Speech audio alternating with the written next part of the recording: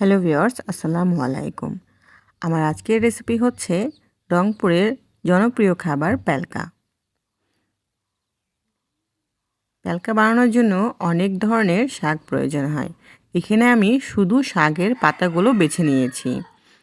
শাক প্যালকা বানাতে কিন্তু শুধু পাতা ব্যবহার করা হয়, ডাল দেওয়া যাবে না।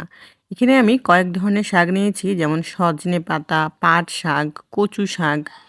আপনারা কিন্তু আরও অনেক ধরনের শাকের পাতা নিতে পারেন। যত বেশি শাকের পাতা হবে ততই কিন্তু বেশি মজা হবে।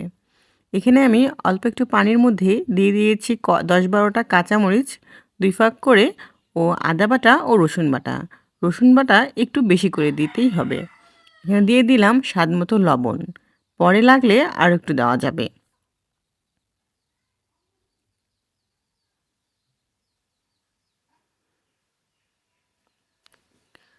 প্যালকা রান্না করার জন্য কিন্তু অনেক ধরনের শাক দিলে খুব বেশি মজা হয়। আমি এখানে দিয়ে দিয়েছিলাম হাফ চামচ সোডা। প্যালকা রান্না করার সোডা হচ্ছে খুবই একটা প্রয়োজনীয় একটা উপাদান। এটা কিন্তু দিতেই হবে। সোডা না দিলে প্যালকাটা হবে না। পানিটা বলক চলে আসলে এখানে আমি শাকের পাতাগুলো দিয়ে দিচ্ছি। এখানে আপনারা অনেক ধরনের কিন্তু শাকের পাতা ব্যবহার করতে পারবেন, যেমন পুঁই শাক, পাট শাক, কচু শাক, সজনে পাতা, আর অনেক ধরনের শাকের পাতা দেয়া যাবে।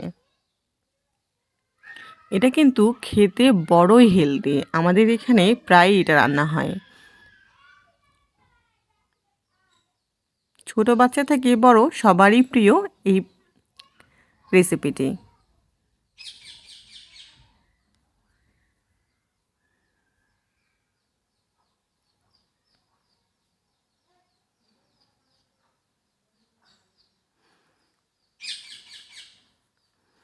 এটা কিন্তু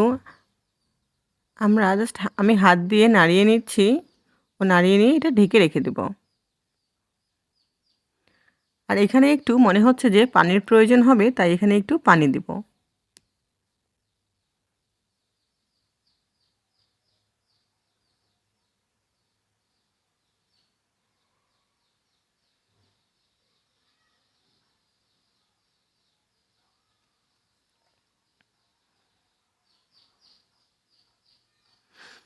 এই রেসিপি কিন্তু ছোট বেবিদের জন্য বড়ই হেলদি একটা খাবার। আপনারা অবশ্যই এটা ট্রাই করবেন। এখানে আমি একটু পানি দিয়ে দিয়েছি। দিয়ে এখন এটা ঢেকে রেখে দেব সেদ্ধ হওয়া পর্যন্ত। আর মাঝখানে একটু করে দেখে নেব। আমি এখানে আরও হাফ চামচ সোডা দিয়ে দিয়েছি, মানে পুরো 1 চামচ সোডা দিয়েছি। সোডা দেওয়ার কারণেই কিন্তু প্যালকার সেই স্বাদটা চলে আসবে, আর সেই কালারটাও চলে আসবে। এটা ঢেকে আমি সিদ্ধ হওয়া পর্যন্ত ওয়েট করব। আর মাঝে মাঝে একটু করে খুলে খুলে অবশ্যই চেক করে নেব।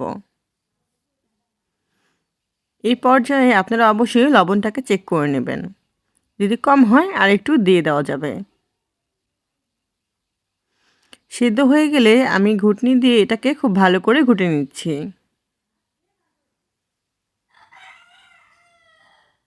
এটা কিন্তু আমাদের এখানকার খুবই জনপ্রিয়, বলতে গেলে রংপুরের ঐতিহ্যবাহী খাবার।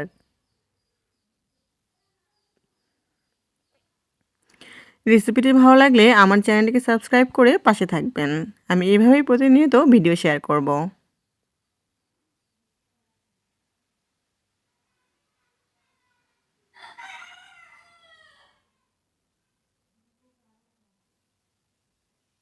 এটা আমার অলমোস্ট হয়ে গিয়েছে। এখন এটাকে আমি ঢেলে নেব।